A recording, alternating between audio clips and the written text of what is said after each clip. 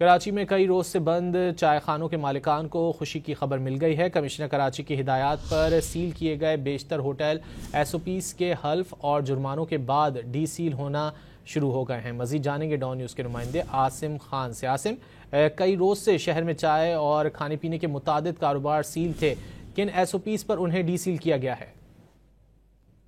جی ہاں، چائے خانوں کے دلدادہ اور ہوٹل مالکان میں خوشی کی لہر دوڑ گئی ہے۔ کمشنر کراچی کی جانب سے شہر بھر میں 250 سے زائد چائے خانے اور ہوٹل سیل کیے گئے تھے، جنہیں 15 سے 20 روز ہو گئے تھے انہیں ڈی سیل نہیں کیا جاتا تھا۔ تاہم گزشتہ رات جو ہے ایس او پیز ایک طے کر کے ان سے حلف نامے لے کر اب ان کو جو ہے ہوٹل کھولنے کی اجازت دے دی گئی ہے۔ تاہم ایس او پیز یہ طے کی گئی ہیں کہ ہوٹل سے باہر کسی قسم کی کوئی تجاوزات، ٹیبل، کرسیاں نہیں لگائی جائیں گی اور نہ ہی کسی اور قسم کی تجاوزات قائم کی جائیں گی، جس پر ہوٹل مالکان نے نہ صرف اس حلف نامے پر سائن کیے بلکہ اس کے ساتھ ساتھ 5000% جرمانہ بھی ان پر عائد کیا گیا، اور اب شہر بھر میں جو ہوٹل اور چائے خانے سیل کیے گئے تھے وہ ڈی سیل ہونا شروع۔